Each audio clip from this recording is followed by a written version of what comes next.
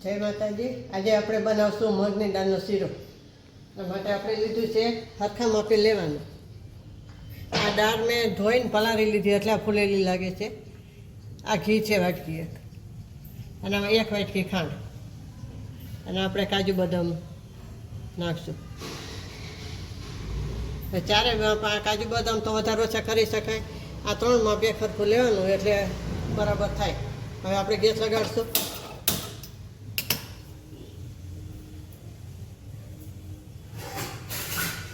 આપણા કઢાઈ મેળવીશું.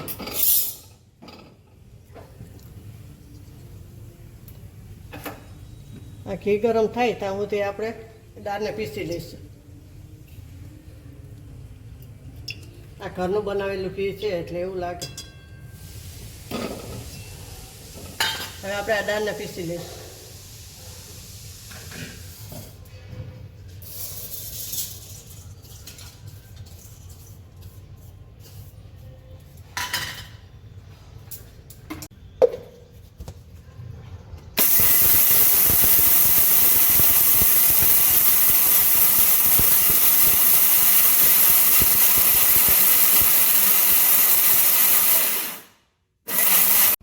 હવે આપણે દાળને પીસી લીધી છે.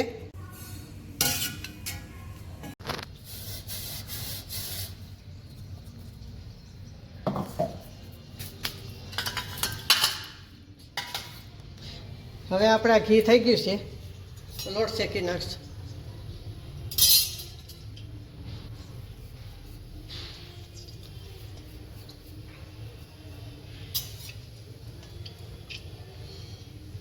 લોટ નાખી દઈશું.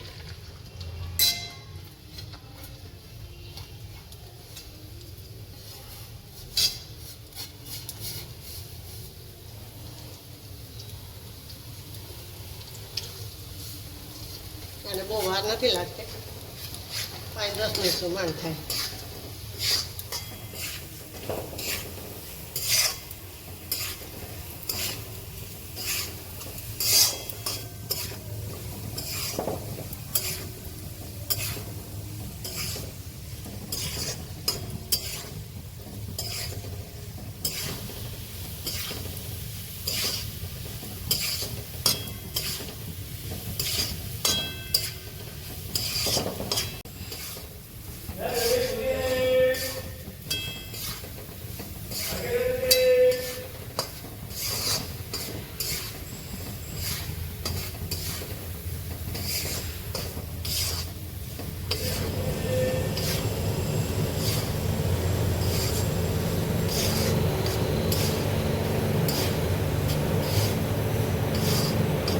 ગેસની જે ઢાળ પર તમે મીડિયમ પણ નાખી શકો છો. બહુ એકદમ ફાંટી નહીં કરવાનો, ઓછો નહીં, મીડિયમ સાઈઝનો રાખવાનો. હવે આપણી દાળ શેકાઈ ગઈ છે.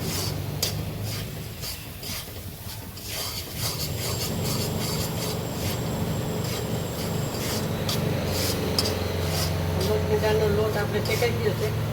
જોઈ શકો છો ઉપર આપણે લાલ થવા એવી છે, અને આવી રીતના કોટા જેવું પડે છે. એટલે આપણે આમાં 1/2 વાટકી પાણી નાખવાનું. 1 વાટકી દાળ હોય તો 1/2 વાટકી પાણી નાખવાનું. અને દૂધ નાખવું તો દૂધ નખાય. હું પાણી નાખું.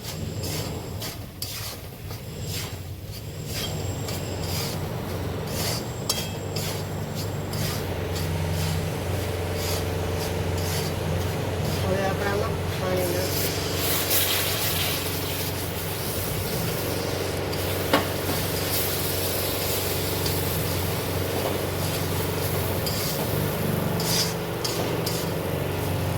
આપણે આમાં ખાંડ નાખી દઈશું.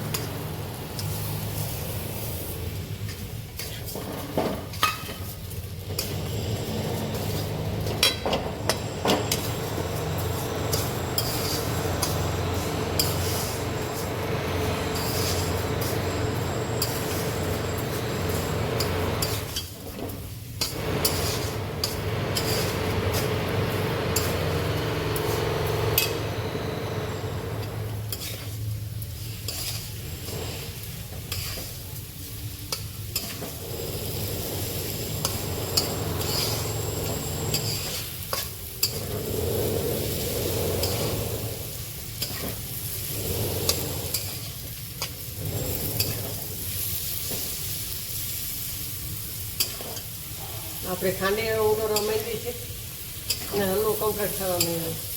આમાં બહુ વાર તો લાગતી જ નથી.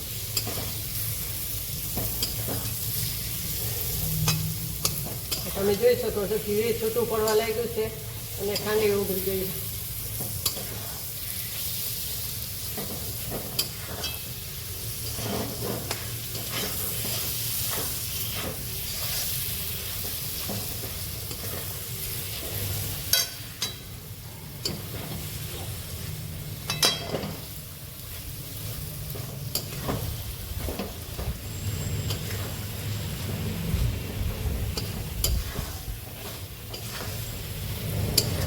ઘી છૂટું પડે છે કિનારીએ, તમે જોઈ શકો છો. આ ઘી છૂટું પડે એટલે આપણો કમ્પ્લેટ શીરો હલવો થઈ ગયો છે.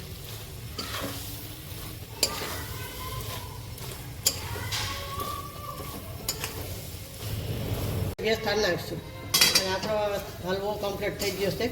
હવે આપણે સોલ્વ કરશું.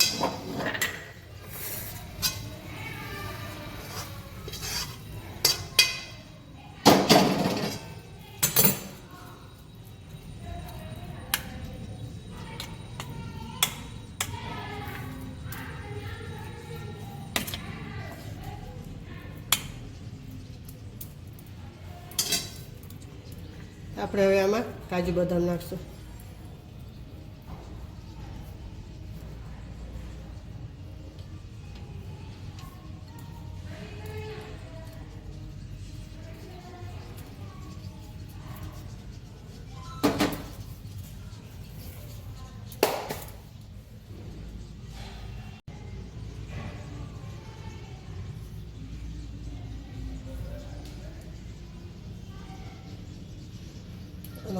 આપણે આ તૈયાર છે મગની દાળનો હલવો. તો લાઈક કરજો, શેર કરજો અને બે લાઇકન દબાવવાનું ના ભૂલતા. સબસ્ક્રાઈબ કરીને કહેજો તમને કેવો લાગ્યો. જય માતાજી.